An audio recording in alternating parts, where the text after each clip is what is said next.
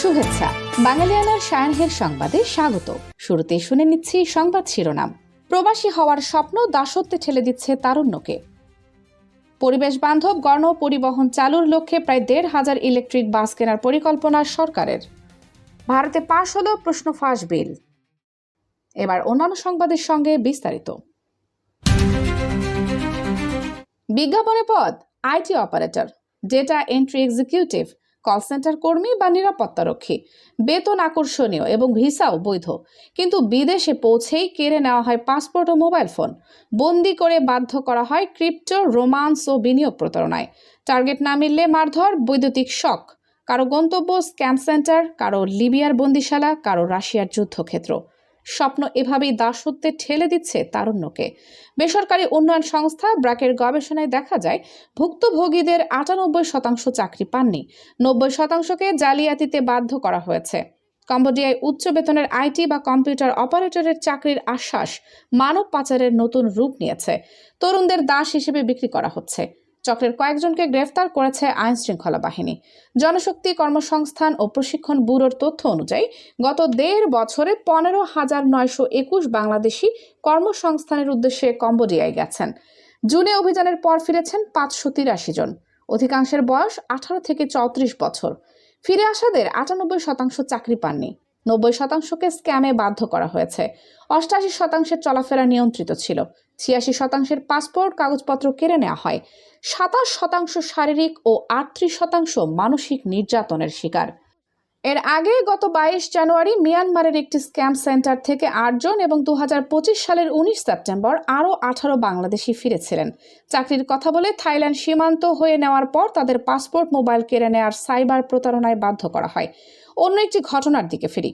ভূমধ্যসাগরের বুকে ভাসছে ছোট্ট একটি নৌকা, আর তাতে গাদাগাদি করে বসে আছেন শতাধিক মানুষ, যাদের অনেকেই বাংলাদেশের তরুণ।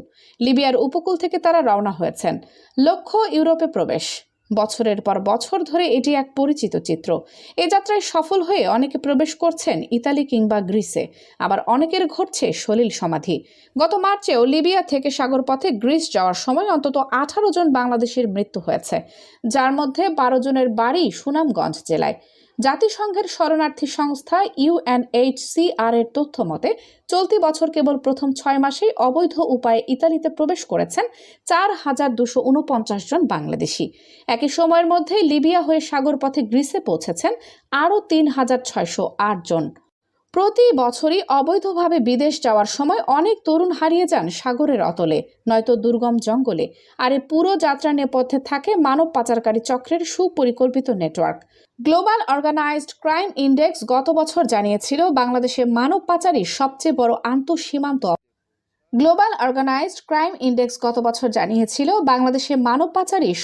বড় আন্তঃসীমান্ত অপরাধ।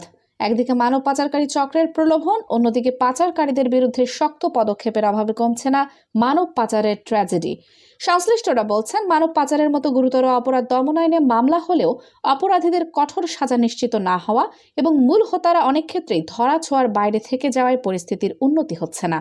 আবার নিরাপত্তারক্ষী, নির্মাণ শ্রমিক, ওয়েল্ডার বা কারখানার চাকরির প্রলোভনে 8 থেকে 12 লাখ টাকা নিয়ে বৈধ ভিসায় বাংলাদেশিদের রাশিয়ায় পাঠানো হচ্ছে। সেখানে পৌঁছানোর পর তরুণদের রুশ ভাষায় লেখা বিভিন্ন নথিতে স্বাক্ষর করিয়ে সামরিক প্রশিক্ষণের পর ইউক্রেন যুদ্ধে পাঠানোর অভিযোগ রয়েছে। আহত কয়েকজন ও মরদেহ ফেরাতে স্বজনরা ব্র্যাকের সঙ্গেও যোগাযোগ করেছেন। ব্রাহ্মণবাড়িয়ার এক তরুণও এভাবে নিহত হয়েছেন। ফোর্টিফাই রাইটস ও ইউক্রেন ভিত্তিক ট্রুথ হাউন্ডসের যৌথ তদন্তেও অভিযোগটি এসেছে। যুদ্ধে প্রায় অর্ধশত বাংলাদেশি নিহত হয়েছেন বলে জানা গেছে। দুবাই, মালয়েশিয়া ও সৌদি আরবে চাকরির নামে নারীদের ডান্স ক্লাব ও যৌন ব্যবসায় বাধ্য করা হচ্ছে। এটি এমন এক চক্র যার কোনো শেষ নেই। বাংলাদেশ থেকে বছরে কত মানুষ পাচার বা অভিবাসী চোরাচালানের শিকার হন তার নির্ভরযোগ্য হিসাব নেই। তবে শাহজালাল বিমানবন্দর দিয়ে বছরে 80 থেকে 90 হাজার মানুষ দেশে ফেরত আসছেন। 2008 থেকে 2025 সময়ে এর সংখ্যা 10.5 লাখেরও বেশি। অনেকে সাগরে প্রাণ হারান, আরও অনেকে আছেন বিদেশের কারাগারে বন্দী।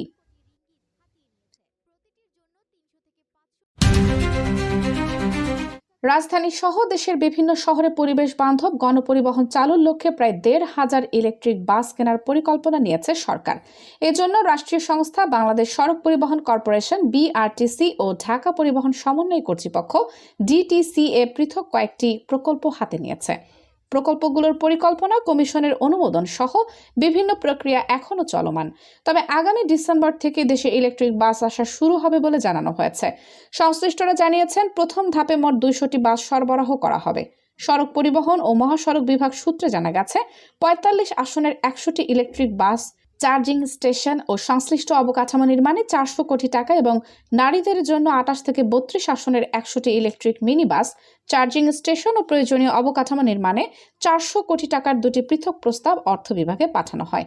পরে অর্থ বিভাগ অনুদানের পরিবর্তে ৮০০ কোটি টাকা ঋণ হিসেবে দিতে সম্মতি দেয়। সড়ক পরিবহন ও মহাসড়ক বিভাগের পরিকল্পনা অনুযায়ী বায়ু দূষণ রোধে বাংলাদেশ ক্লিন এয়ার প্রজেক্টের প্রথম ধাপের আওতায় ৪০০টি ইলেকট্রিক বাস কেনা হবে। বর্তমানে এ প্রকল্পের ডিপিপি সংশোধনের কাজ করছে ডিটিসিএ। নারীবান্ধব গণপরিবহন চালুর অংশ হিসেবে বিআরটিসি ১০০টি ইলেকট্রিক মিনি বাস কেনার উদ্যোগ নিয়েছে। এ প্রকল্পে অর্থ মন্ত্রণালয়ের কাছে অর্থ বরাদ্দ চেয়েছে সংস্থাটি। এছাড়া ইকোনমিক ডেভেলপমেন্ট কোঅপারেশন ফান্ডের অর্থায়নে ৩০০টি বৈদ্যুতিক এসি বাস এবং ২৫টি চার্জিং স্টেশন স্থাপনের পরিকল্পনা রয়েছে। পরিকল্পনা কমিশনে এ নিয়ে প্রাথমিক কাজ চলছে। চীনা অর্থায়নে আরও ৫০০টি বৈদ্যুতিক এসি বাস এবং ২৫টি চার্জিং স্টেশন স্থাপনের উদ্যোগ নেওয়া হয়েছে। গত ১১ জুন পরিকল্পনা কমিশনের এক সভায় এ প্রকল্পের ব্যয় পুনর্বিবেচনা করে সংশোধিত প্রস্তাব দিতে বলা হয়েছে।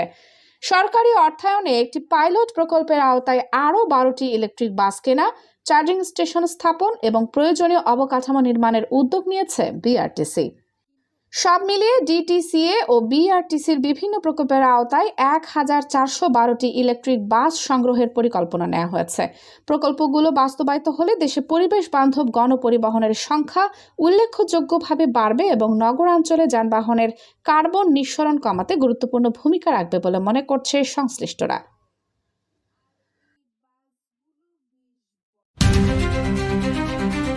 জর্ডানে সেনাঘাঁটি ও হরমুজ প্রণালীতে জাহাজে ইরানের হামলা চেষ্টার জবাবে এবার তেহরানে সরাসরি শক্তিশালী পাল্টা হামলা শুরু করেছে যুক্তরাষ্ট্র। পাশাপাশি ইরাকে ইরানপন্থী মিলিশিয়াদের ঘাঁটিতে হামলা চালানো হয়েছে। এতে অন্তত ২০ জন নিহত হয়েছে। এতে মধ্যপ্রাচ্য জুড়ে চরম সংঘাত আকার ধারণ করল এবং যুদ্ধ ছড়িয়ে পড়ার আশঙ্কা করা হচ্ছে। মার্কিন সেন্ট্রাল কমান্ড সেন্টকম জানিয়েছে, সম্প্রতি জর্ডানে মার্কিন ঘাঁটি লক্ষ্য করে ড্রোন হামলা ও উপসাগরীয় জলপথে ৩টি তেলবাহী ট্যাঙ্কারে ইরানি বাহিনীর আক্রমণের পরই এই কঠোর পদক্ষেপ নেওয়া হলো। হোয়াইট হাউসে সাংবাদিকদের মার্কিন প্রেসিডেন্ট ডোনাল্ড ট্রাম্প স্পষ্ট জানান, মার্কিন সেনাদের উপর আঘাত হানার চেষ্টায় ইরানকে চরম খেসারত দিতেই এই কঠোর হামলা চালানো হচ্ছে। ৫ মাস ধরে চলা এই আঞ্চলিক যুদ্ধে উত্তেজনা আরও বাড়িয়ে দেওয়া হলো ইরাকে ইরান সমর্থিত পিএমএফ ঘাঁটিতে যুক্তরাষ্ট্র ও সৌদি আরব যৌথ অভিযান চালিয়ে।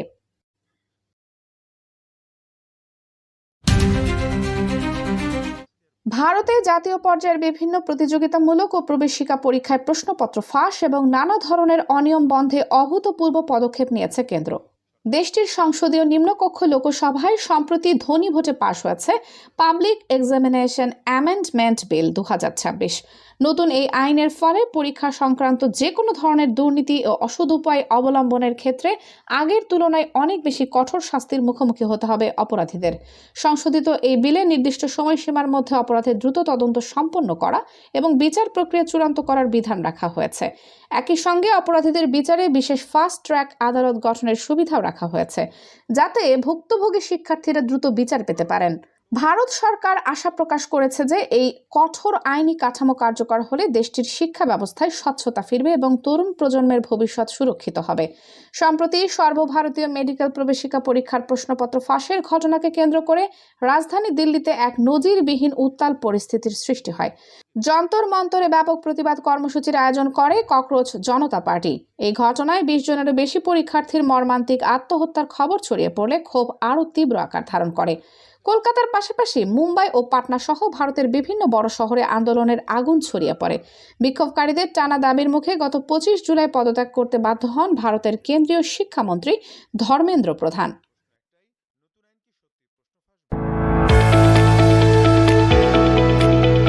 এবার শুনে নিচ্ছি বাঙালিয়ানার বাণিজ্য সংবাদ। তীব্র গ্যাস সংকট ও দীর্ঘ লোডশেডিংয়ে চরম বিপর্যয়ের মুখে পড়েছে দেশের শিল্প খাত। জেনারেটর চালু রাখতে অতিরিক্ত দামে ডিজেল কিনেও উৎপাদনে গতি ফিরছে না। ঢাকা, গাজীপুর, সাভার ও নারায়ণগঞ্জের পোশাক, টেক্সটাইল, সিরামিক ও ইস্পাত কারখানার উৎপাদন সক্ষমতা 20 থেকে 50% নেমে এসেছে। সাভারের স্পিনিং ও বিটিএম এর সূত্রে জানা গেছে, অনুমোদিত প্রেসার না পাওয়ায় এবং অনিয়মিত বিদ্যুৎ সরবরাহের কারণে দৈনিক কোটি টাকার ক্ষতি হচ্ছে। সিরামিকের 70টি সদস্য কারখানার 25টি ইতোমধ্যে বন্ধ হয়ে গেছে। আশঙ্কাজনক হারে উৎপাদন ব্যাহত হওয়ায় সময় মতো শিপমেন্ট করা সম্ভব হচ্ছে না।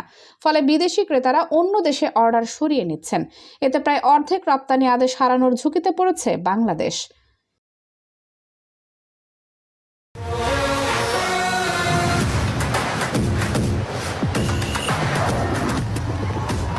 এবার শুনে নিচ্ছি বাঙালিয়ানার ক্রীড়া সংবাদ। 2026 বিশ্বকাপের কোয়ার্টার ফাইনালে আর্জেন্টিনা সুইজারল্যান্ড ম্যাচের নানা বিতর্ক নিয়ে মুখ খুলেছেন পর্তুগিজ রেফারি জোয়াও পিনেইরো। ম্যাচে লিওনেল মেসির সঙ্গে তার উত্তপ্ত বাকবিতণ্ডা প্রসঙ্গে তিনি জানান, তারকা ফুটবলারদের আবেগ ও অধিনায়ক হিসেবে কথা বলা স্বাভাবিক ঘটনা এবং মাঠে আলোচনার মাধ্যমে বিষয়টি মিটে যায়। অন্যদিকে সুইস ফরওয়ার্ড ব্রিল এমবোলোকে ডাইভিংয়ের জন্য VAR পর্যালোচনার পর দ্বিতীয় হলুদ কার্ড অর্থাৎ লাল কার্ড দেখানোর সিদ্ধান্তের পক্ষে অবস্থান নেন তিনি। রেফারি সংস্থার নিয়ম নির্ধারক IFAB এটিকে প্রযুক্তিগত ভুল সিদ্ধান্ত বললেও ফিফা রেফারির পাশেই দাঁড়িয়েছে।